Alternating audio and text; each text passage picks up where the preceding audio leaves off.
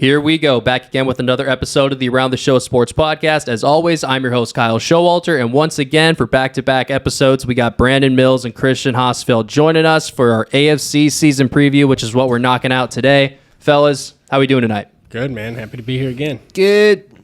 Well, let's go ahead and just jump right into it. We have the mother of all divisions, it seems like, perhaps in all sports. We got the AFC West to start this one out. And this is really, if you take probably the four best heavyweight boxers of all time and throw them in one little 4x4 arena, that's what the AFC West is essentially looking like. You got Mike Tyson, Muhammad Ali, Sugar Ray, all these guys, and the Chiefs, the Raiders, the Chargers, and the Broncos. All four of them look like if things go right, they could at least be playoff contenders, if not Super Bowl contenders. The Raiders maybe being the one team with not that high of a ceiling. But nevertheless, let's go ahead and just jump right into this division. We'll start with the Chiefs, who went 12-5 last year. And we're looking at a really interesting situation, I think, there with Patrick Mahomes for the first time playing without a number one wide receiver, with Tyreek Hill gone over to the Dolphins in that big trade. How is Mahomes going to be without Tyreek Hill out there for the first time in his career? They did add Juju Smith-Schuster, which I think is a very under-the-radar move that not a lot of people are talking about. Juju's had a great NFL career so far, and he's kind of had that overshadowed by a little bit of goofy online antics, I think. But he's a good player. Marquez Valdez-Scantling came over as well. He had a really good career early on with the Packers. More of a role player, but definitely a guy who can take the top off of the defense. And you could definitely see him score a lot more touchdowns this year, potentially end up with more receptions in this offense. And they did draft Sky Moore in this draft as well. So definitely a downgrade in weapons, losing Tyreek Hill, but they still got Travis Kelce. They brought in Juju and MVS and Sky Moore. They still have the same running backs. O-line is still somewhat of a strength for this team when they're healthy. I don't think they're too much defeated without Tyreek Hill, or too much worse, I should say, but I definitely don't feel as optimistic that the Chiefs are going to hang on to the division this year as I was going from 2020 to 2021. Yeah, I agree with you there. I think the addition of MVS and Juju is actually very underrated, and I'm not really worried about Patrick Mahomes as much as other people might be. I think he's comfortable within his own, and he's going to be able to make plays with whoever you put him with. And I agree with you in the sense that they don't seem like the automatic runaway front runner to win the division, not because of losing Tyreek Hill and maybe taking a half a step back in the offseason, but just because of how much better the division overall got. It's going to be a tight race down to the finish, but I think the Chiefs are still one of the more dominant teams in the division, if not the whole NFL. I think Brandon kind of hit it spot on. I actually think their wide receiver depth is actually better this season than it was last season as a whole unit. I feel like the team has actually improved in the wide receiver room. Outside of Tyreek Hill last year, they had Byron Pringle, they had Mecole Hardman, and Travis Kelce. So losing Tyreek Hill does hurt a lot, but they gained MVS, like you said. They gained Juju, which is a very under-the-radar pick, and then they drafted Sky Moore. So, yes, they lost an over-the-top explosive player in Tyreek Hill, but I feel like the weapons they did add still is going to spread the offense enough to where Mahomes is going to be able to slice and dice like he normally does. However, I will say I am less optimistic on the Chiefs, not so much on their own doing, but just as the division as a whole just makes it harder to be as dominant as they have been in the past when you have to play, 6 games against other probably playoff caliber teams. So yeah, I think the point is definitely fair. The rest of the division did get a lot better. I think at the same time, I think if you lose Tyreek Hill and Tyrann Mathieu in one offseason, for me, that is a worse football team. I do understand they replaced them with Juju and MVS, which they hope combined can, equal at least what Tyreek Hill brought to the field, if not, bring a little bit more in terms of statistics at the end of the year. But they lost their best offensive piece outside of Patrick Mahomes and Tyreek Hill, in my opinion, better than Travis Kelce, just does more for the offense with the way Patrick Mahomes plays. And then they lost a transcendently talented safety in Tyrann Mathieu, a guy who completely changes the game every time that he steps on the field. He's not the same player he was when he came into the league with Arizona, but he's still a very, very good safety. He's going to do a lot of good things in New Orleans. But like you said, the rest of the division got a lot stronger. The Chiefs, did they get a lot worse? No. But did they do any favors for themselves with the offseason everybody else had in their division? I definitely think that that is not the case. I think that they're in a worse spot now.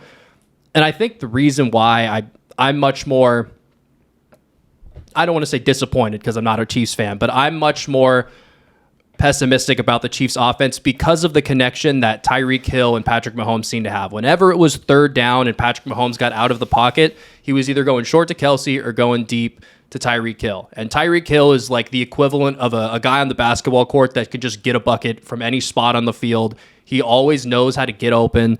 He can run past anybody. He's like the ultimate go get a bucket type player in the NFL if there ever was one. So losing a guy like that that can take the top off the defense, run around guys with the ball in his hand, take a slant deep, it hurts a lot. You can't easily replace that, and I'm interested to see how the Chiefs deploy these new weapons to kind of fill that gap.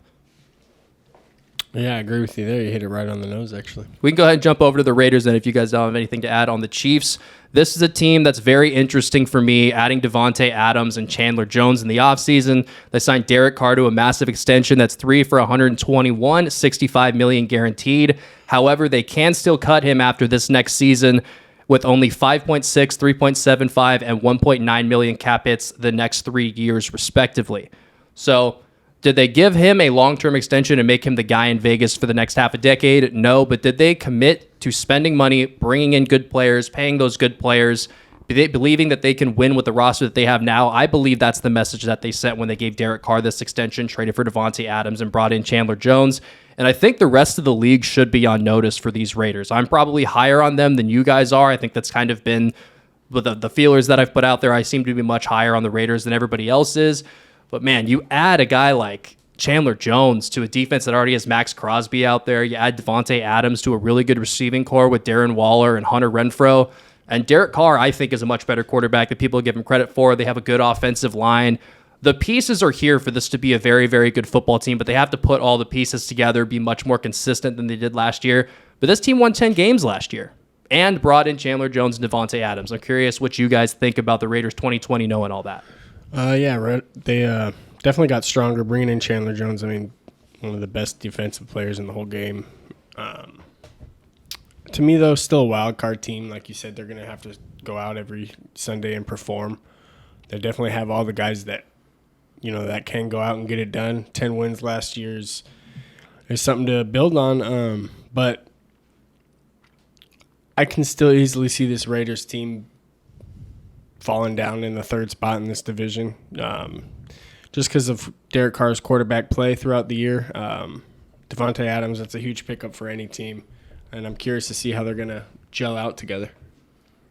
I think them acquiring Devontae Adams was a real statement trade where they gave up multiple first-round picks to get this done.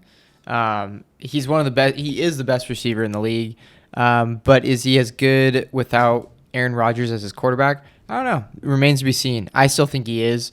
He's an elite route runner, elite at going to get the ball in 50-50 balls. Basically, me watching him being tormented by Devontae Adams for the past 5-6 years is just, thank God he's out. Better news for a Bears fan. But them also going to get Chandler Jones is awesome. I felt like their defense was kind of underrated last year. So them, just adding on and also extending Derek Carr just feels like statement moves. Like they're ready to contend. However, I will say, I just feel like, they're in the wrong division. They would be a first place team in a handful of other divisions. It's just they have the worst time to, really put it in go for it mode, because I feel like the other three teams are also, pushing their chips towards the middle. So they did win 10 wins last year, but that was without a division with Russell Wilson as their quarterback. Yeah.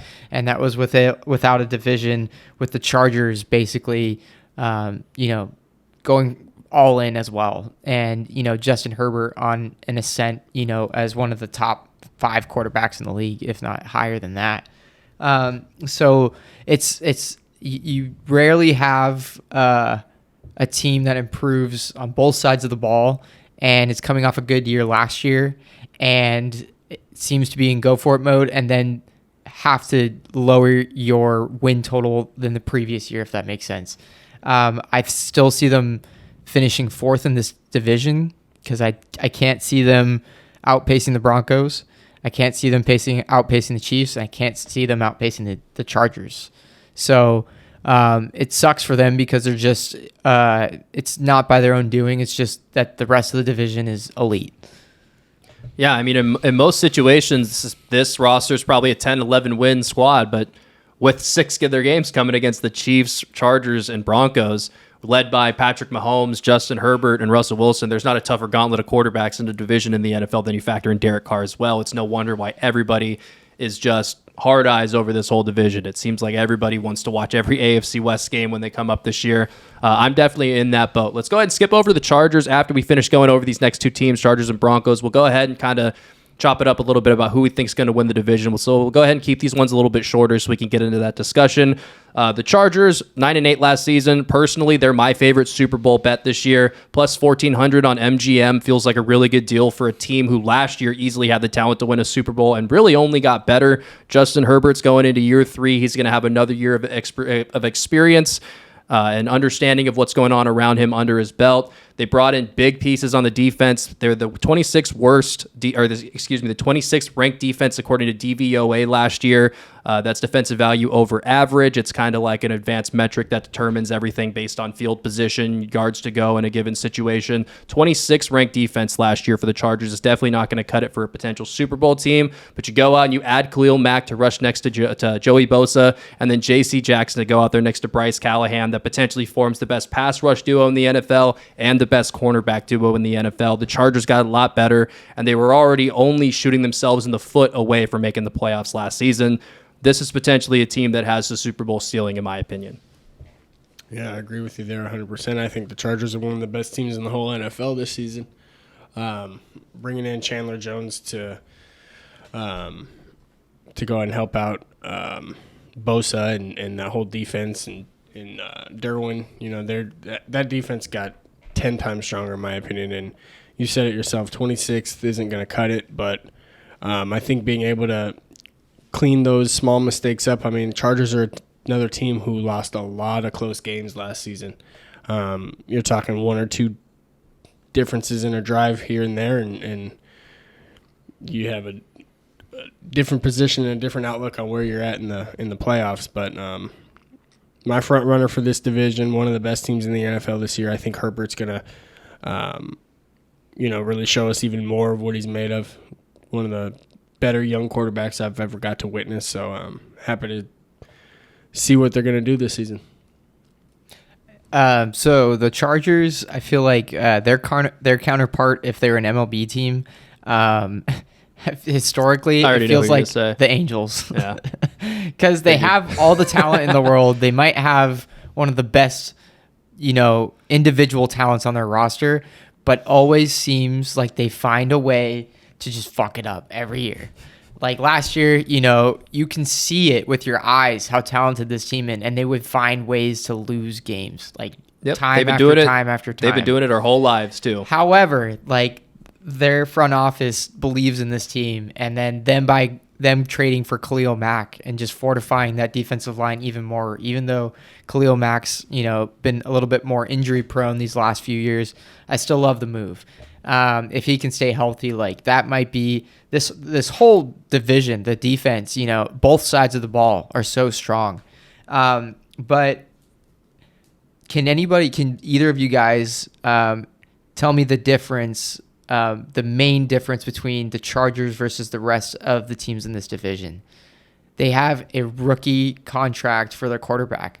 And so they can afford to make these additional trades. They can afford to pay these players and sign free agents.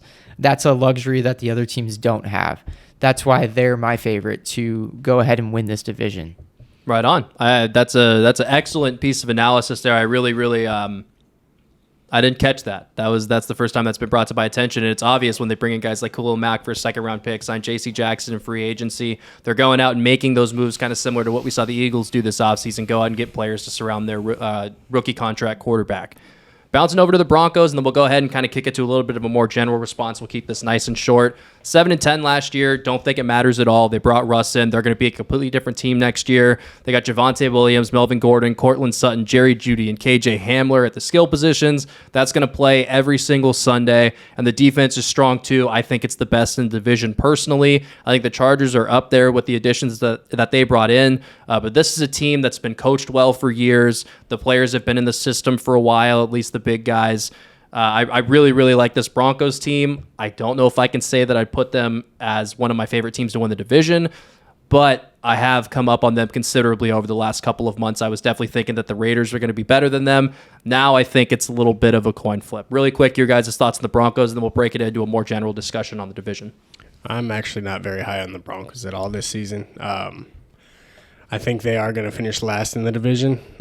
Adding Russell is always going to be big, but at the end of the day, you got too much firepower in that division, and I don't see a Russell Wilson-led team winning in a division so tough. To be honest with you, the Broncos are going to be a team that has to prove me wrong this year. Interesting.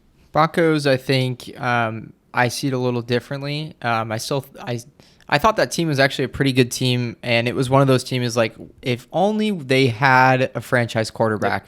And it's like it's one of those rosters similarly to the Chargers where they kind of lucked into finding, a top tier quarterback with their 6th overall pick when they selected Herbert. And then you can immediately see the difference that a franchise quarterback makes. I think the same they could be a similar team to the Rams before they added Matthew Stafford. Granted, the Rams had more success prior to adding Matthew Stafford, but you could see the blocks like in place, and it's like only if like we didn't have a Drew Lock, or only if Jared Goff was better. I think adding Russell Wilson to this team makes them like a top tier team in the league. I really do. Their defense was great.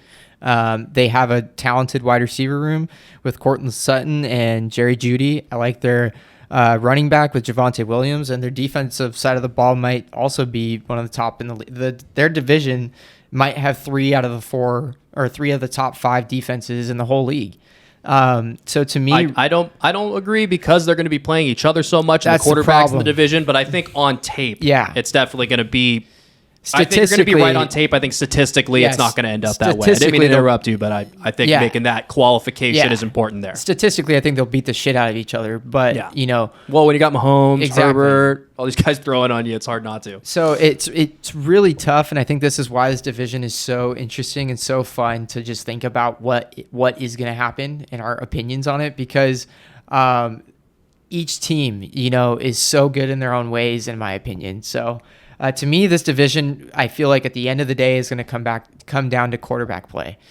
So, yeah, I think when teams are this close in terms of roster construction, I think there aren't similar teams in the way they're constructed, but I think we look at them and we have similar expectations for all of these teams, playoffs or Super Bowls, depending on which one you're looking at.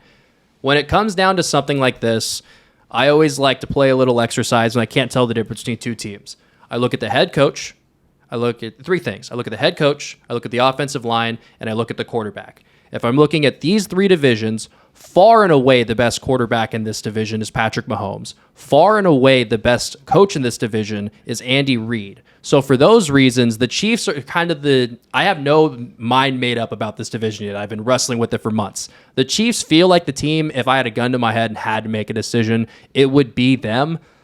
But really, this is the hardest call I think I've had to make on a division in years and years in any sport. It's all so close. If I had to, I think the Chiefs, but the Chargers, man, there's some good juju going on around that franchise, and they've had so much bad shit going on for the last 20 plus years. You talk about some of the horrific playoff losses they had when we were like in middle school and stuff. It feels like they have to be due eventually. Like the Cubs, 108 years without winning the World Series. They felt like the team of destiny, and they were. It feels like the Chargers could potentially be that team and represent the AFC in the Super Bowl if everything goes right for them. Yeah, I agree with you there. Chargers are going to be my pick for this division. So I'm kind of hold your feet to the fire here, Kyle, because you made a comment earlier. But hearing your analysis, I feel like you've kind of trapped yourself in a corner. So in this division, rank the quarterbacks 1 through 4. Who's at the top and who's at the bottom? Mahomes, Herbert, Wilson, Carr, no question. Okay.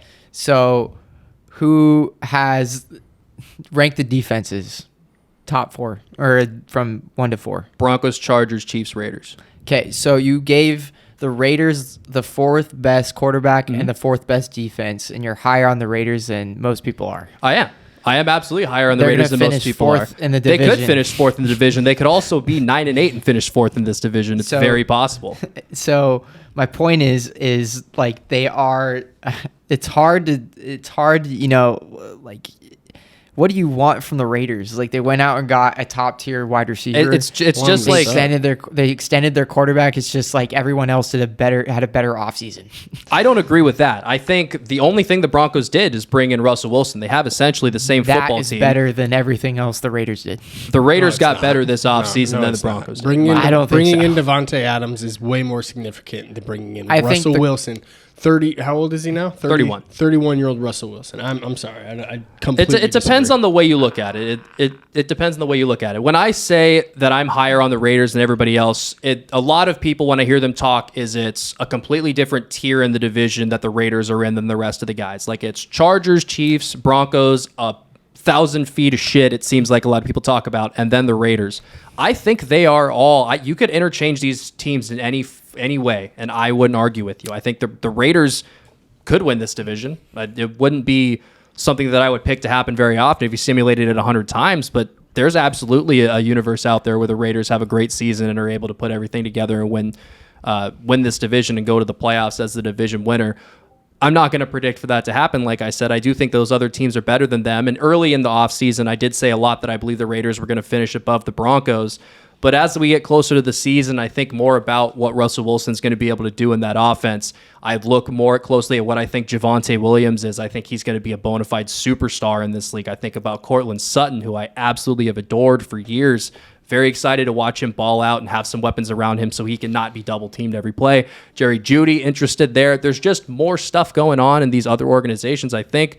But I am still much higher on the Raiders than other people are. That's not saying I'm higher on them than other teams in the division. I'm just higher on them than the consensus is what I'm saying by that. Gotta defend myself one before we move on. What is the most important position in football? Quarterback. So, I think you think Russell's better than he is. Is he better than Drew Lock? Yeah, he's way better than Drew Lock. So, yeah, just by that statement alone, they upgraded from Drew Lock to Russell Wilson at the most important position in football. And they won 7 games last year with the quarterback play with that Drew they had. Lock. So, who can't even start for the Seahawks. Yeah, I mean, it's definitely going to be interesting to check it out and see how it plays out. Just real quick, final decision. Teams we're going to think win the division. I'm going to go ahead and just go with the defending Chiefs. We got the Chargers for Brandon. Chargers. Christian, rolling with the Chargers. Right on. You guys have more courage in your convictions than I do. I would love to say the Chargers, but I just feel bad betting against Patrick Mahomes and Andy Reid. It's kind of like betting against Tom Brady. You just don't do it when they're that talented and those two guys are together. Let's go ahead and bounce over to the AFC North and check out what we got going on over there. And we'll start by rolling into the Cincinnati Bengals, who were 10-7 last season, went to the Super Bowl, ended up losing to the defending champions Los Angeles Rams. But a team that really came out of nowhere last year. They picked in the top 5 the year before.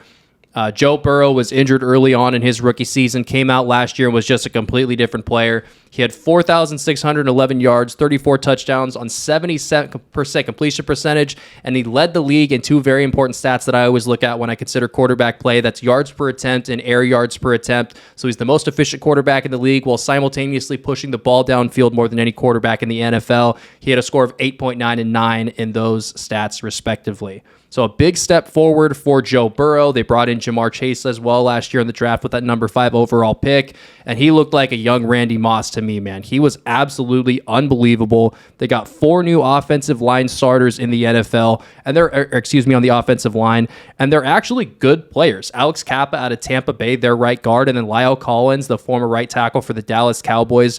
Very solid players. But I do have a couple question marks about this team. I'll go ahead and touch on those after I hear what you guys got to say about the Bengals, the defending Super Bowl representative for the AFC. First and foremost, adding key guys to that offensive line is nothing but help for the Bengals. I think that's their obvious weak link when you look at them last year, especially down the stretch into the playoffs. And although they didn't win the Super Bowl, I think you might see a bit of a hangover year out of these Bengals. They blew us out of the water, came out of nowhere last season, and kind of caught us all by surprise. And I think same goes for a lot of defenses in the NFL. It kind of caught those guys by surprise, didn't know exactly how good they were in person in real time. You can watch all the film you want, but at the end of the day, once those guys are on the field pressing and giving you pressure, it's a different game.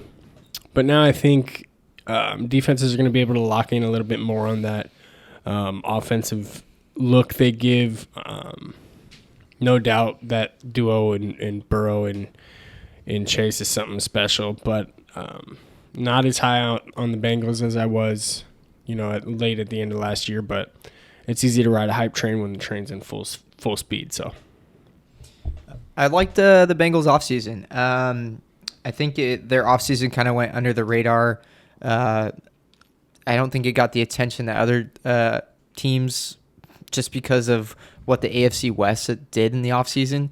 But I remember when they drafted Jamar Chase, I remember everybody screaming to protect Joe Burrow, and Joe Burrow's going to get his head ripped off. So I think them getting Jamar Chase, who's probably a top 5, top 10 wide receiver in the league, and it's going to be his second year. I feel like, that was the right move looking back on it. And now they are another team that's benefiting from having a rookie QB on a rookie deal, or not a rookie QB, but a quarterback on a rookie deal, contract-wise. So what did they do in the offseason? They went and addressed their biggest concern, which was their offensive line. So I'm excited to see what they can do this offseason. They still have those talented wide receivers that they did last year, but they've bought Joe Burrow maybe 2 or 3 seconds per play more time. So I'm excited to see this offense and the way that, Joe Burrow's going to dice up this league with just a few more seconds every play. I think there's 2 ways you can look at this Bengals team, and it depends on if you want to be an optimist or if you want to be a pessimist. If you're an optimist, you look at exactly what you're saying, Christian. They had probably the worst offensive line and a good team in the NFL last year. Don't think it was particularly close. Joe Burrow was out there getting his head ripped off every play. Still was as unbelievable as he could have been. Like I said, I already read those statistics off. Led the league in air yards per attempt and yards per attempt, which is incredibly difficult to do. So they go out, they address that weakness. They objectively got better this offseason, and they already went to the Super Bowl last year. So that means, just from an optimist perspective, the only way to go is up and to win the Super Bowl potentially. Now, the pessimistic side of this is something that kind of comes about when you go back and you look at what their season really looked like last year. They won 5 games on a last-second field goal. 5 times as the clock expired, they kicked a ball through the uprights to take the lead and win the football game. Twice that was in the playoffs. If you take the 3 times it happened in the regular season and Evan McPherson, a rookie kicker, misses even one of those, they don't make the playoffs. They're on the outside looking in, and we don't have the offseason darlings of the defending Super Bowl representative of the AFC Cincinnati Bengals. We have a team who overperformed, didn't end up making the playoffs, and we still have no clue who they are. So if you're optimistic, you can look and say they shored up the only issue that they had. If you're pessimistic, you can say they should have never been in that situation in the first place, and it was more chance than anything. We've seen one-year wonders before. Think about the Jaguars back in 2018, went to the AFC Championship game, were a quarter away from going to the Super Bowl. 5 years later, they still haven't been back to the playoffs. Yeah. So I think it's disingenuous to kind of look at either of those truly in a vacuum. Because, Joe Burrow does hold on to the ball a little bit long. He does cause some sacks himself. And, the team was able to put themselves in a position to get all the way to the Super Bowl. That doesn't just happen by chance. So really looking at anything in a vacuum in this league is disingenuous a little bit. But the point of it is there. Is this a team who fixed their only weakness and is ready to step up and take that next step into true contender status, or is this a team that overperformed last year and is due for regression? I'm curious, real quick, before we move on to the Steelers, what you guys think. I think I touched on it a little bit earlier. I think it's going to be a hangover year for them. Regression is probably what you're going to see out of the Bengals. That division, it got tougher, clearly, and we could talk about that a little bit later, but regression year for the Bengals for sure. putting you on the spot a little bit with that one. So I know you said it's hard to address in a vacuum, but I think it's important to note that year that the Jaguars almost went to the Super Bowl, they had Blake Bortles as their quarterback. Yep. So an incredible defense. Yeah. So I feel like at the most important position in the league, they have Joe Burrow, and you got him more time. So I think maybe they don't go all the way to the Super Bowl because the AFC has just gotten so much stronger this year. But I still feel like they're a force to be reckoned with in the AFC. I think that there's a world where they are a contender in the AFC. I look at the rest of their division. I think the Ravens are going to be better than them. I think they would have been better than them last year if they were healthy. Hard to say that after watching what they did in the playoffs, but they did win a playoff game last year, only scoring 1 touchdown. So the Bengals, it wasn't all, peaches and roses. It was rough at times. They lost to the Jets at one point. They won against the Chargers. The Bears. Yeah, they lost to the Bears. They beat the Jaguars on a last-second field goal in Week 5. So, it wasn't a perfect season for the Bengals, but I think the rest of the division is going to catch up to them a little bit, and we'll see. I do think that they could easily be a playoff team. I'd be surprised if they won this division again. Moving over to the Steelers, we got a team that went 9-7-1, lost their starting quarterback of almost 2 decades, and Ben Roethlisberger. Thank God he is off the field now. That was an experiment that should have ended quite a while ago. Drafted Kenny Pickett out of Pittsburgh. Really, really cool to see him stay in his city. And they also brought in veteran quarterback and Chicago Bears legend Mitchell Trubisky to get the team ready while Kenny Pickett kind of gets ready and gets up to speed. Really talented group of pass catchers. Did lose Juju, but they still have... they brought in NFL young boy George Pickens. They still have Chase Claypool. They re-signed Deontay Johnson to a 2-year, $38 million contract this offseason to shore up his little contract dispute he had going on. And they obviously have Najee Harris, who had an incredible rookie season at the running back position last year. Again, 9-7-1. Did they upgrade at quarterback? Probably. Did they upgrade by enough to get them into the playoffs? Probably not. I guess we'll see what Kenny Pickett is when he gets onto the field, but I'm not too invested. I'm not buying too much stock in the Steelers from this offseason. No. Clear-cut worst team in this division. I hope Kenny Pickett sees the field sooner rather than later. Sorry. I know that your boy's starting for him right now, but I am excited for the kid being able to play at home. I think he's going to be a good NFL quarterback. How soon will he be on the field? I hope they don't rush his process too much. The Steelers aren't a team, you obviously can't tell this to your players, but they're not a team that's going to go fight for the Super Bowl. So better to not rush that quarterback's process and maybe have to eat a few L's just so the kid can learn in a slow and responsible manner. But I do think he is I think they have a bright future in that quarterback there, but we're talking about the next season, and I don't think they got much going for him right now. I just wanted to point to a little bit of parallelism with Mitchell Trubisky's career. So when he was drafted, before he was drafted, the Bears brought in Mike Glennon, a veteran who he had never gotten his chance to start as a quarterback or really lead a team. So they brought in a veteran quarterback, promised him the job, and drafted a rookie quarterback.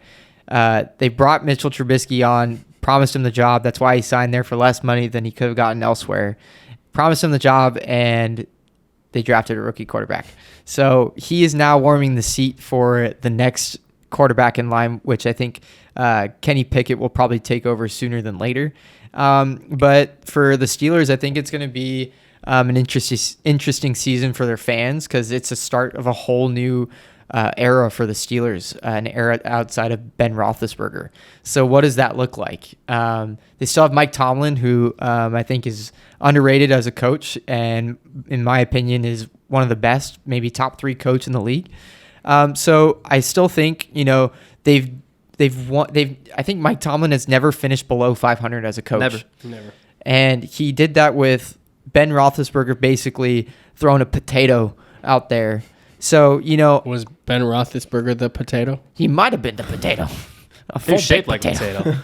But yeah, I believe in Mike Tomlin, and I believe in Mike Tomlin with a refreshing arm at quarterback, and I think Kenny Pickett takes over within the first 6 games from Mitchell Trubisky, if not starting from week 1. I don't even know if they've announced their starter yet. It's Mitch. It is? Mitch, okay.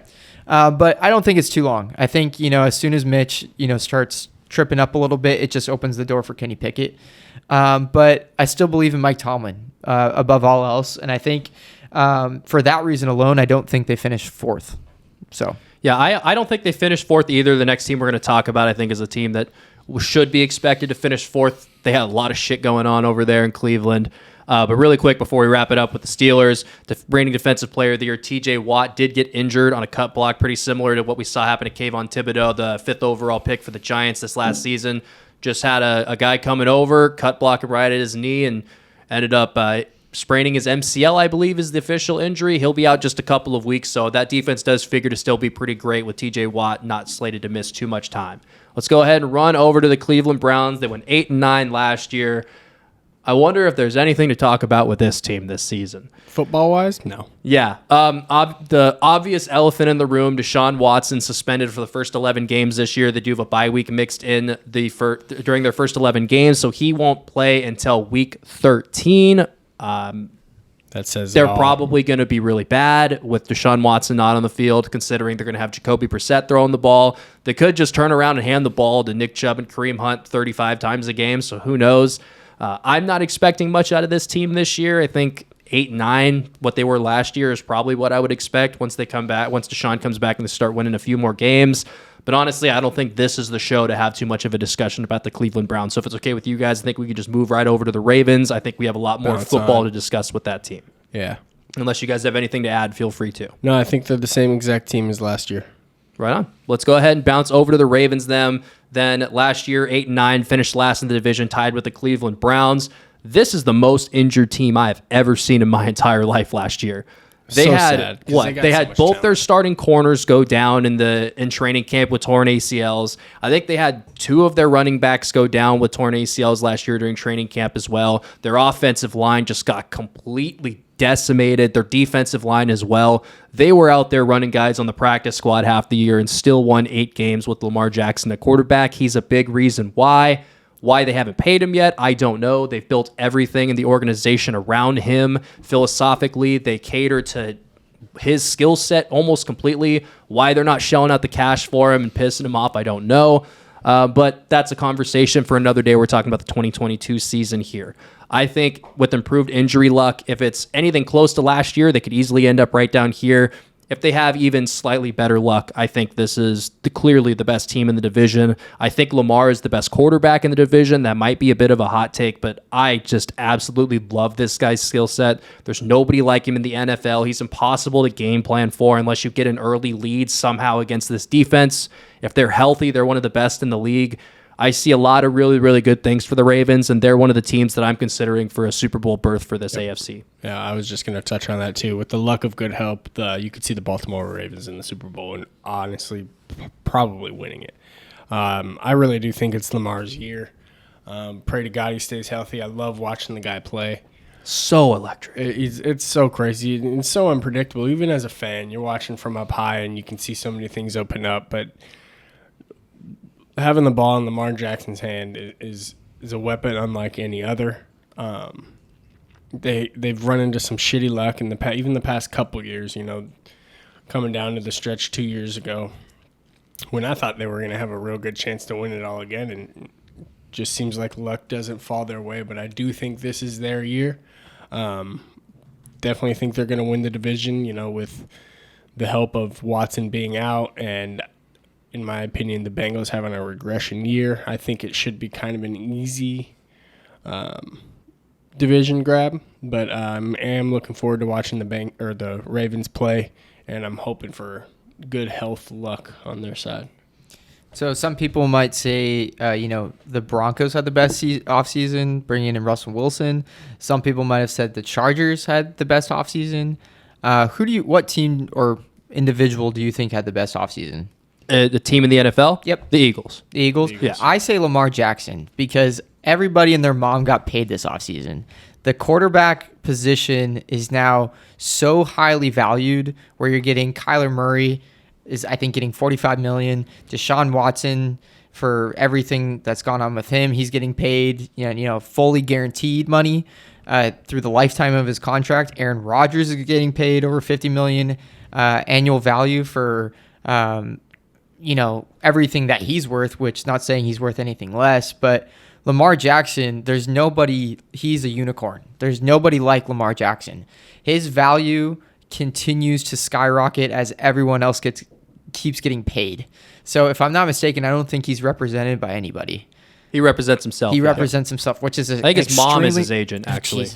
It's an extremely, as I'm finding out as a Bears fan with Roquan Smith, it's an extremely difficult thing. Very emotional. Very emotional for yourself. Because, the front office, they're doing their job by valuing you at a certain number, and then you have to represent yourself and then hear, a number that might not align with what you think you're worth. And so they're devaluing you as a player.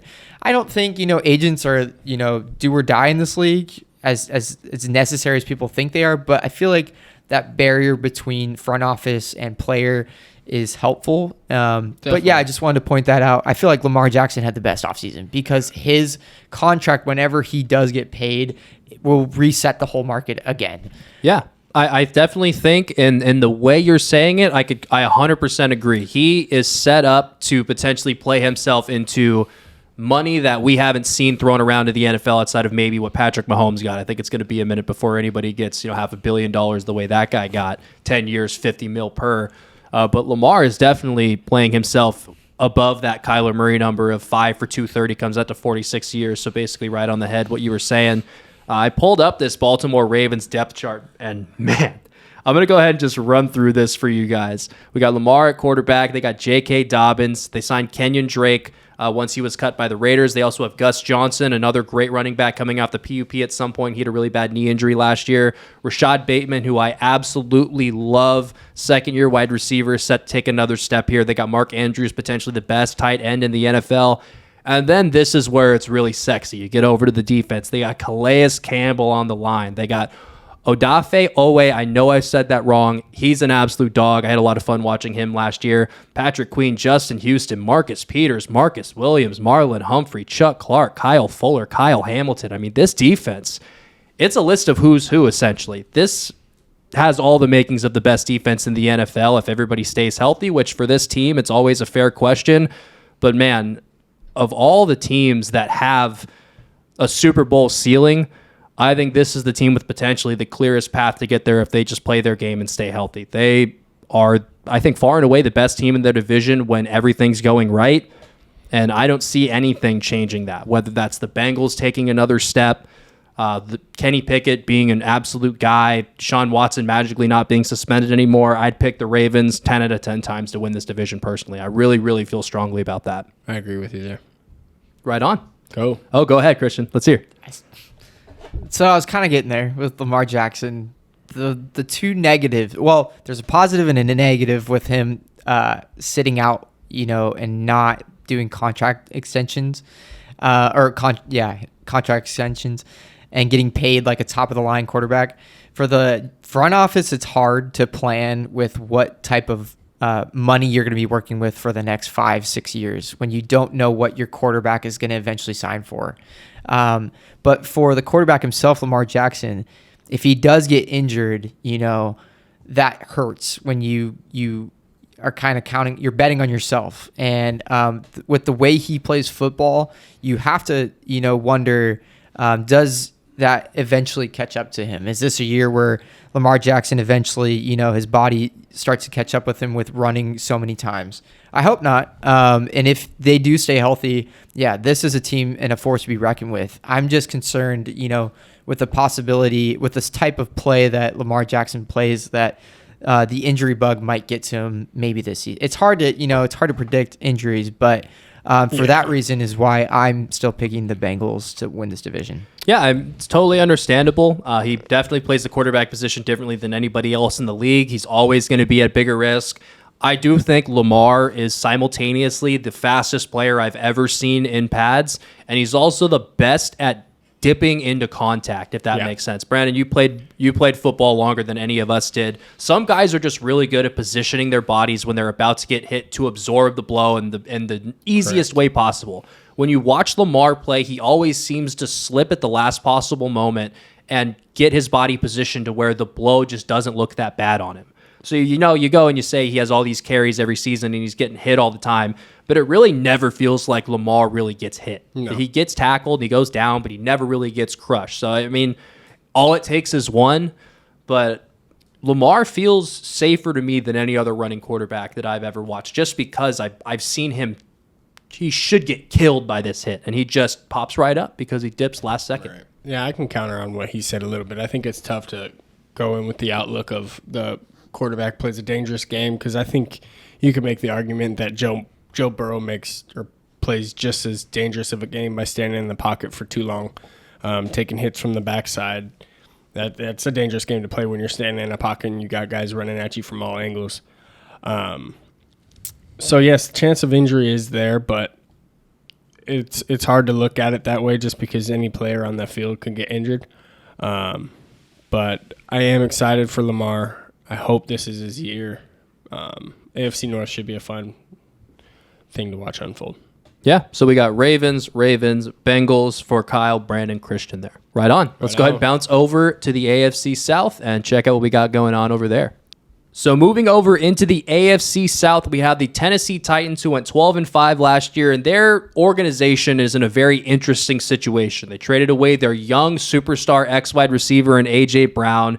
Derrick Henry missed a lot of time last year. He's now 28 years old, and they don't have the ghost of Julio Jones running routes for them anymore. But despite the fact that they won 12 games last year with Ryan Tannehill under center, and Derrick Henry didn't play in 11 of those regular season games, and Julio Jones was out there running the second most routes for this team over the course of the regular season when he was active, they still went out and were the number 1 seed in the AFC last year. So the Titans are a really odd team. They're not, the most sexy team. They don't have the most sexy quarterback or the most fun style of play to watch. But what they are is they're a team who plays really, really hard. They're very physical. They are so well coached. It's hard to really talk about. Mike Vrabel does a hell of a job. His whole staff there, they're always ready to play, and they're always playing their A game. And that's why they're so hard to beat. I just think the talent isn't there this year with how much better the Colts got with Matt Ryan under center, in my opinion, for me to continue to pick them to win this division. But, man, if Derrick Henry's healthy for the full season, he wasn't last year, and they still won 12 games. Why can't I think that they could go out and do it again? Right. I agree with you there. I don't think the Titans are going to win the division, but I will not be surprised if they do, just because they're that team that comes out and you can pick them to lose every single week and they come out and win. They're a hard-nosed football team, like you said, finding ways to win, finding ways to have offenses not score the football. All things that are huge when it comes down to the stretch in the whole season. We're talking about a team who also lost on a last-second kick, correct me if I'm wrong, to the Bengals. Yep. They were right there for a shot at a Super Bowl. So, and like you said, on paper, they're not a good-looking team. You see their quarterback play, and it doesn't make your eyes pop. But they found ways to win last year, and I won't be surprised if they do the same this year. Yeah. Christian? So I think this team is about to enter into a transition year. This feels very like a transitional couple of years for them. Them trading away A.J. Brown, them selecting Malik Willis, who I think they actually did find something there with him. If you guys watch any of the preseason, I feel like they have something there. But with their roster getting older, Tannehill is another year older. Derrick Henry continues to take hits that he does. He runs very violently, but he's another year older, where last year he wasn't breaking as many tackles as he was the year prior, which wasn't adding up to the same efficiency running statistics as the year prior when he was the king of the league. So I think running back is just it's just a violent position to play. So I think this team is about to enter into a transition year. However, their division is so bad that, I still see them competing for like a wild card spot. So I see them, hovering around 500, but maybe they end up with 9 or 10 wins, and that wouldn't surprise me. So yeah, I think this smells like a wild card team to me. Yeah, if they went, quick math right here, if they go 6-11. Yeah, 6-11 in non-conference or non-division games. Or no, that's not the right number. Sorry, I thought you were talking about. No, that's okay. So they play 4 games, essentially what I'm trying to say, against the Texans and the Jaguars. Go ahead and count them as 4-0 in those games. They can go 6-7 in the rest of the year, and they'd still go 10-7 on the season, or 11-7 on the season, 10-7. Whatever I'm trying to say. Math is really difficult to do on the spot. But the division really elevates this team's floor. They're not going to bottom out and be a really, really bad football team just because they don't have to play a very difficult in-season schedule. And they could easily split with the Colts and go 5-1 in their division. I think the Colts and them are close enough to split a season series, especially if they play twice. So, I mean, we'll see with them. I do want to really quick appreciate Derrick Henry, man. What he does every Sunday is just so fun to watch. It's like almost poetry. You watch him in the first quarter, and it's just body blows all through the game. And then you get to the fourth quarter, and suddenly Derrick Henry rips off 3 40-plus yard touchdown runs and finishes the day with some absurd line of like 30 carries for 205 yards and 3 touchdowns. He's unbelievable. I love watching him play. And if you at home are a old school football fan, you like hard nose, gritting your teeth, hitting the fuck out of people, the Tennessee Titans are the football team for you to watch every Sunday. They are the one true old school football team left. I think the Cleveland Browns are going to be that way early on in the year, but they're going to go back to being, an air raid type of offense once Deshaun's out there. But the Titans are a fun brand of football to watch at the very least, so make sure we get in front of our TVs and go watch Derrick Henry work. 28, he's not going to be in the league that much longer. Appreciate it while you can, kind of a thing. Yeah. We can go ahead and bounce over to the Colts now. 9-8 last year with Carson Wentz under center. Incredibly inconsistent, even though much improved from the 2020 season he had for the Philadelphia Eagles. But they bring in the ultimate chill guy, Matty Ice, Matt Ryan. Perfect guy for this locker room. I think I've already heard a lot of things about how well he's come in and really stabilized everything. He's a very calming presence, and it really feels like the perfect fit for what this team needs at this stage. He just needs to be accurate. They have the playmakers. They have the offensive line. They absolutely have the defense. And they got a guy named Jonathan Taylor in the backfield who led all running backs in carries, yards, touchdowns, first downs, 20-plus yard runs, and 40-plus yard runs last year. He was one of the most efficient running backs in the NFL despite handling one of the highest workloads. He was also used in the receiving game, all-around superstar. I'm higher on the Colts than I think a lot of people are just because the division they're in, and also I think Matt Ryan just does exactly what they need. I think this is a playoff team this year. I think they're going to win the division. Yeah, when I look at them on paper, to the eye, they are obviously better than they were last year. They got the best running back in football, in my opinion. So on paper, yes, they got better, but on the field, did they get better? It's something I'm going to have to just wait and see.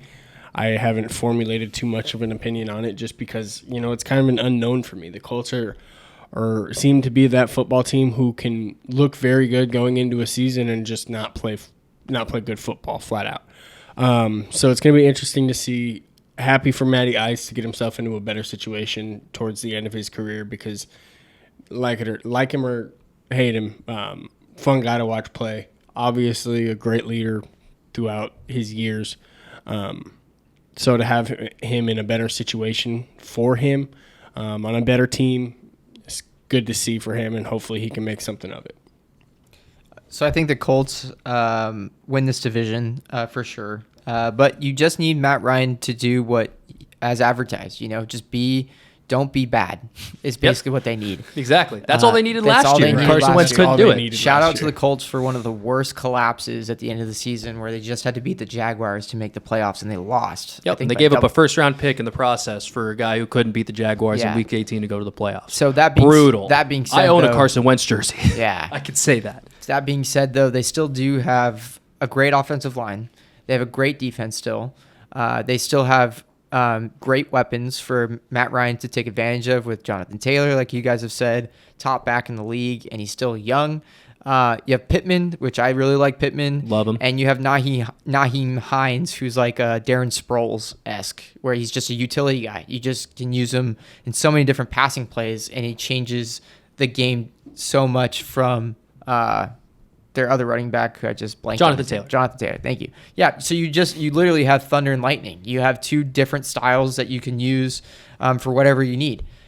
So with how weak this division is, just like we were saying about the Tennessee Titans, all they have to do is split with the Titans, and they can also go 5-1. I see them being better than the Texans by far. Jaguars, maybe they split one. So let's say they go 4-2. All they have to do is win another 4 games to be 500, and that's probably good enough to be fighting for the top with the Titans. So 4 or 5 games outside of their division, I think it's doable, and I think this is their division to lose. Yeah, so I'm curious, just throwing it back to last year, I wrote an article on 3 bold predictions for the season. And the first one that I wrote on the list, this was right after they had acquired Carson Wentz, the Colts I'm speaking of. I said that my potential bold prediction was that the addition of Carson Wentz could stabilize this team enough to make them a legitimate Super Bowl contender immediately. And I think I was off by a year. I really do think Matt Ryan, the style of play that he has, I'm expecting another step forward for Michael Pittman, who I absolutely adore out of USC. Fight on for the boys back home. I think this team has Super Bowl sleeper written all over it. They have the defense, they have the running back, they know the style of football that they want to play, and they have the guy in the building now that is capable of orchestrating that for them.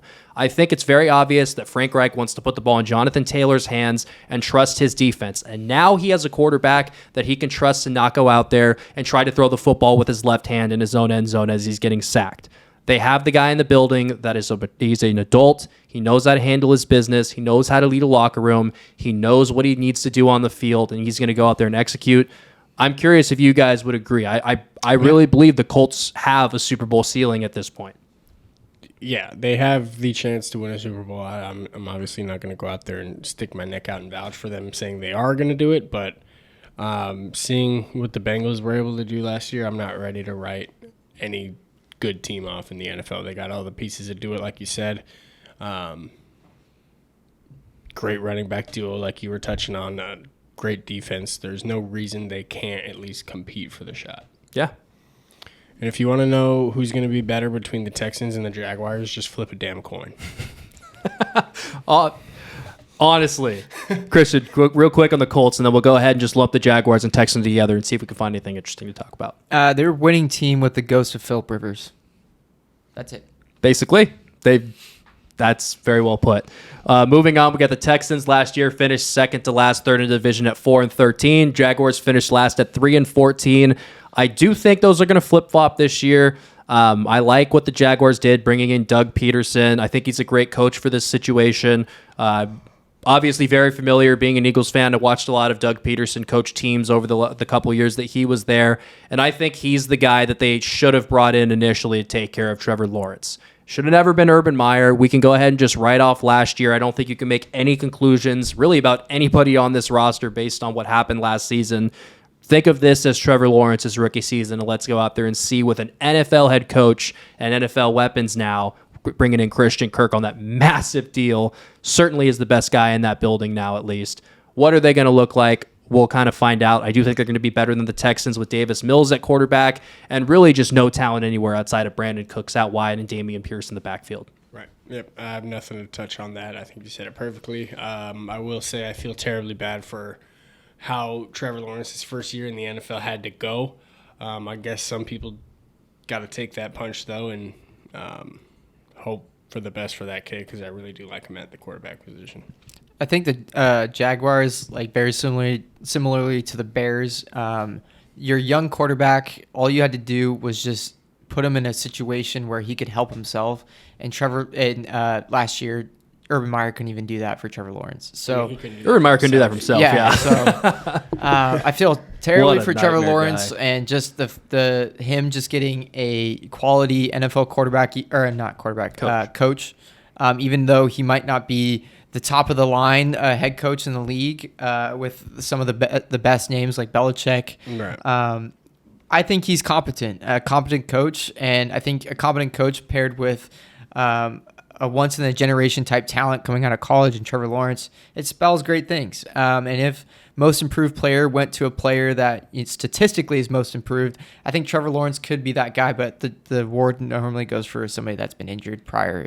But my point is, I feel like you see a tremendous difference in Trevor Lawrence's statistics this year compared to last year, just simply on coaching. Yeah, I really am excited. I don't think the one thing I want to say about the Texans really quick before I touch on what you just said, Christian, at least they don't have Deshaun Watson on the roster anymore. We don't have to talk about any kind of trade stuff with them. I just don't think that they're going to be a good football team at all. They've won 4 games each of the last 2 years in a 16 and a 17 game season. I'd probably count on 4 or less wins this year as well. But to touch on what you were talking about, when we had Trevor Lawrence coming out of Clemson, it was, this is the next Andrew Luck. This is the next Peyton Manning. This is the next so-and-so superstar quarterback in the NFL that we've seen dominate for a decade.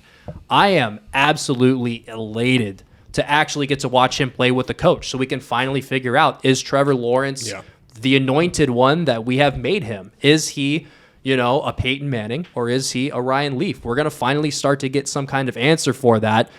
And man, if he is what he was in college, could the Jaguars actually be good? I mean, they have the shot in at least the next coming years, and I mean that's why I felt so bad for him in the first place, is because you want to bring in your star rookie quarterback that the whole world has praise for. You want to bring him in and not so much coddle him, but put him in a situation to where you can guide him and help him out. But they brought him into a situation where I think himself was more mature than the coach that they gave him. And in his first NFL year, I just think that's totally unfair to do, especially when you had all that hype around you. I just don't think they did Lawrence any favors. But it's go time now. They got Peterson back there, got the quarterback to do it. They have a shot of being good, but I'm not ready to say yes. Over under 6 wins. Over under 6.5 for them. 6 wins. You take 6. So over under 5.5. You take the over at 6. I'd probably put them around 5-6 wins this year. I think the Texans are going to be down that 3-4 mark again. Their division's so bad. It's not the worst, but it's bad. I think they could fight for 8 wins. Honestly, they could almost be a 500 team. If Trevor Lawrence is who Trevor Lawrence was drafted to be immediately, they could be that kind of team. The Titans can come out and be terrible as well. That's you absolutely never true. know. So yeah, that division is not, I won't say up for grabs, but it is open. Yeah, I would say it's worse than the NFC South, which we were talking about yesterday as the worst division, but I think it is less sexy. I think it's less sexy than the NFC South because they got Tom Brady and all that. It's a little bit better, but it's less sexy. Better competition in the NFC South for sure. Anyways, the last division we got to get to, that's going to be the AFC East. We'll go ahead and get into that right now. So last year, the Bills came out on top in the AFC East with an 11-6 record. I personally don't see a challenge for this team in the division. They're the Super Bowl favorites for a reason, plus 600 on MGM.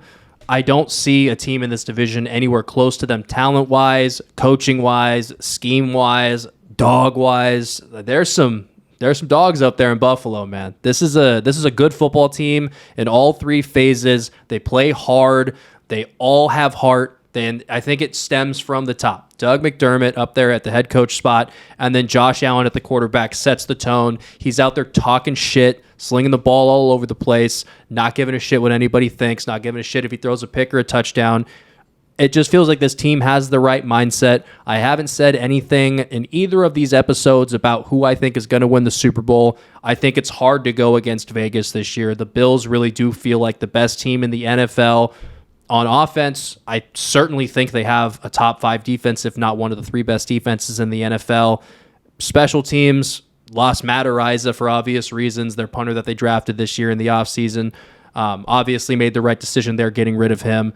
But a very good team in all 3 phases, and I can't see anybody in this division even touching them at this point. I think this is a 13-14 win football club, and I could see them getting even better than that if things go even better for them. Yeah, I agree with you there. I won't touch on their success right now, but what I do want to touch on is the dark days they've had to face. Those fans, man, you got to give it up to them. Such a terrible place to watch football, mixed with what was such a terrible franchise. I think it's finally the tides have turned. The sun is out and shining in Buffalo, and I think they are going to win the Super Bowl this year. Josh Allen looks poised. He looks ready. Like you said, he's a gunslinger. He's not afraid to make mistakes. I think those are all important things you need to have at the quarterback position. Top to bottom, the Buffalo Bills are one of the best teams, if not the best team in the NFL. Yep, fundamentally sound top to bottom. It starts at the top, like you said, with their coach, Sean McDermott. And, Josh Allen leading the way isn't too bad of a quarterback to do it, I would say, either. They have weapons all around. They got Stephon Diggs, Gabe Davis. Their special teams is great. Their defense is, top half of the league, or top 6, top 5. I just think this team, has Super Bowl on their mind. And, with their division, if the Raiders found themselves in a different division, maybe we were talking about them in the same way. The Buffalo Bills, it just feels like to me could be the best team in the AFC, and there's some crowded people or crowded teams in the AFC. It would be hard to not pick them to win the Super Bowl with how good their position-wise and depth-wise as a team is, top to bottom. Yeah, I mean, they're the favorites for a reason. We could play a game if we want to, Josh Allen or who.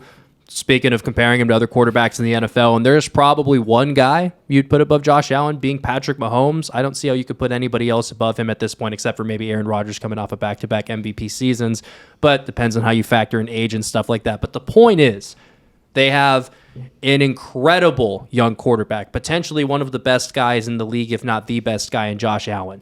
They have an incredible ex-wide receiver in Stephon Diggs, potentially one of the 5 best receivers in the NFL. Gabe Davis had a 3-touchdown performance in one of the best football games I have ever watched in the AFC Championship game last year, single-handedly brought them back in that game. They got Dawson Knox, who runs a 4.5 40 at 6'5", playing tight end for him. They got a defense that is loaded with players that can fly all over the field. I love this football club. I don't know if I've been saying a lot about the Eagles being the best non-Super Bowl roster in the NFL. Well, this is the best with the quarterback roster in the NFL, and even the non-quarterback roster is pretty damn close to what the Eagles have put together. But instead of Jalen Hurts, they got Josh Allen on the team. Right.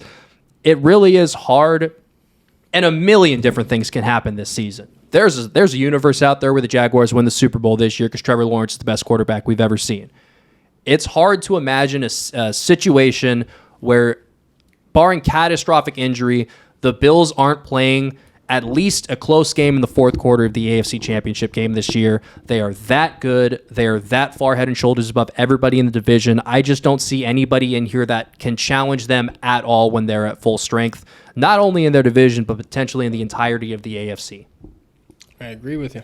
And is there any better fan base than the Bills fan base Absolutely that deserves a Super Bowl? Freaking not, dude. Yeah. They pack that bitch out to the gills every single weekend. They're playing in negative 10-degree weather, it's dumping snow. If you've ever been outside in true cold, you have to respect what those people do. They're jumping through freaking tables. They're throwing beer all over the place.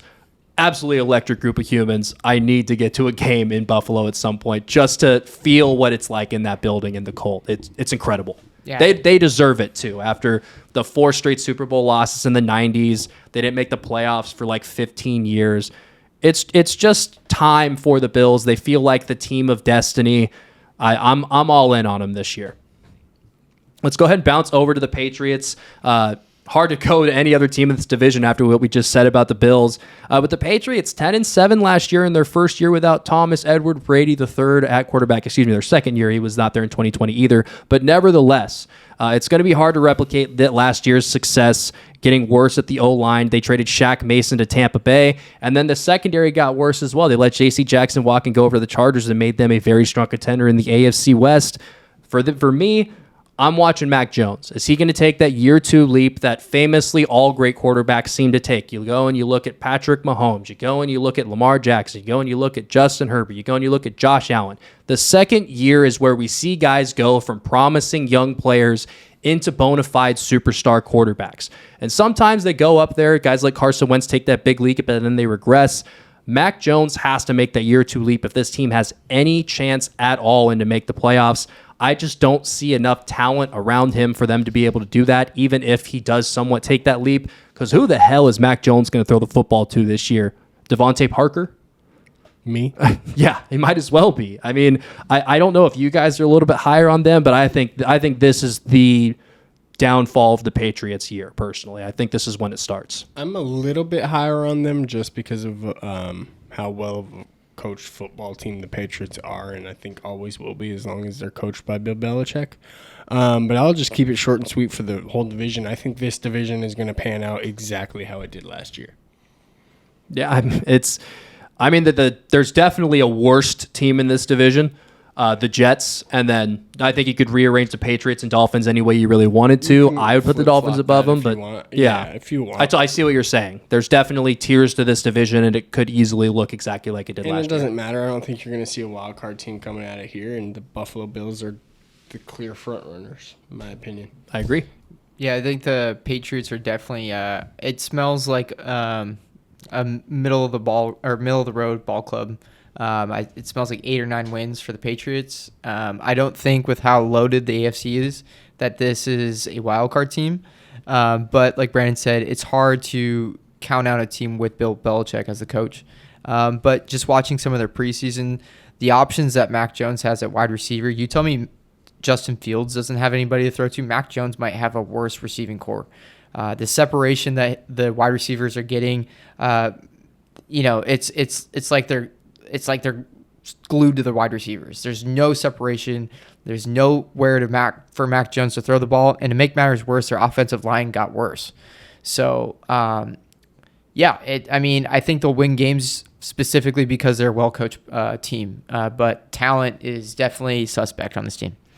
So another wrinkle to throw into this Patriots season, they have an incredibly difficult back half of their seasons. From weeks 9 on, they play the Colts, the Jets, which is their one freebie, and then they go Vikings, Bills, Cardinals, Raiders, Bengals, Dolphins, Bills. That is a gauntlet. And I don't see this team, even at that point of the year, being in any kind of contention. They could easily fall off. But like you said, they are coached by Bill Belichick. He's going to put them in a position to at least be in games. They're going to get things to go their way at some point. I do think this is the year where we really start to see, okay, we're moving into a new era for the Patriots. We're going into a rebuild. I saw that last season, honestly. I saw that. I don't know if it was just because Mac Jones is there and I'm only used to seeing Tom Brady in the uniform. But I think we're talking about similar things, but different. Obviously, it's a new era in New England with Mac Jones being there. But I think last year, at least within the building, and maybe you had already come to this conclusion before I did, but I think last year there was still optimism that they were going to be able to keep things going with Mac Jones, and it was all going to just go in stride, and they're going to continue to do things the Patriots way. I think this is the year where it becomes very obvious that the Patriots are going to need to tear this thing down and kind of start all over, get rid of the veterans. Belichick probably going to be on his way out in these next couple of years. He's in his 70s now. Yeah. It just feels like all the chips are stacked against them at this point. I don't see how they can continue to do anything close to a double-digit win season. But it's Bill Belichick. Yeah. Who knows? Christian, anything to add before we bounce over to the Dolphins? So this is the team, I think, in the division that the most interesting conversations happen about. For me, the analogy for the Dolphins is that they put 22s on a Honda Civic and getting Tyreek Hill for Tua Tagovailoa. They just don't have the quarterback to support the weapons that they have on the team. If you put Josh Allen with Tyreek Hill and Jalen Waddle, the NFL would break. If you put him on a field with 2 guys that fast, that explosive, that run that good of routes, it would be over. Nobody would be able to touch anybody. Tua Tagovailoa is just not the guy that's going to be able to take advantage of those players on the field for him. But motherfuckers, this is going to be a fun team to watch if Tua can get those guys the ball in space. This is potentially, Tua takes a step, very good football team. They have great skill position players all around. They have an okay defense. Are they going to be the Bills? No. Could they win 10 games and make the playoffs? Yeah. I think so. If the AFC West beats each other up enough and one of these other teams in like the East, North, or South have a potential to sneak in, why can't it be the Dolphins, who have one of the best skill position groups in the NFL, have a solid defense and a quarterback who's accurate enough to get the ball to the ball to the guys in space? I think they could go out and do something special. A lot of speed everywhere. That's what wins in the NFL a lot of the time, speed and size. Why can't it be them? Brandon, I know you're a lot lower on them than I am. I'm curious about your take. A lot lower, honestly. I think this is a 6 or 7 win football team. I don't think Tua is the guy that you want under center. This team is going to have to face a bunch of pressure this season. That's just what it's going to be. And I don't think Tua is a good pressure quarterback. You talked about hitting guys in stride while they're open. I think he struggles with that a lot as well. His accuracy is just obviously not where it should be at the NFL quarterback position. Which is weird. Sorry to interrupt you. Which is weird because it was that way in college. Right. But it just hasn't totally translated beast. to the NFL. Yeah, and I think that's where my optimism comes from. Is I've seen it from Tua before. To do what he needs to do on this team, he just needs to do what he did at Alabama. Throw the ball to the open guys who are really fast and let them go do their job. Yeah, that's what he did at Alabama. You got to remember him be who the he fifth had overall protecting pick. him in Alabama. Yeah, though. that You're that is standing a behind a brick wall. That is a big difference. It's real easy to throw a football around. Go ahead and continue. I apologize for that. No, you're good. I pretty much said everything I had to. I'm not high on the Dolphins this year at all. Until they make a change at the quarterback position, you can put any receiver on their team that you want to.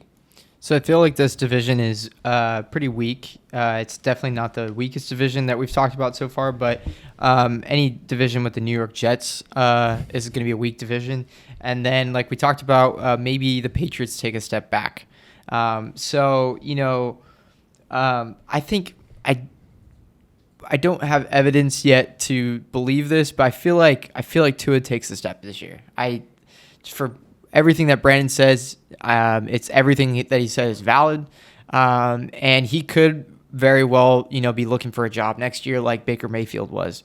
I don't know. I just kind of believe in Tua, and I think what better way to surround your quarterback with talent than going to get a bona fide one in Tyreek Hill, a game changer, a guy that can single-handedly break down a defense in Tyreek Hill. Can he just be a game manager at the very least? I think he can.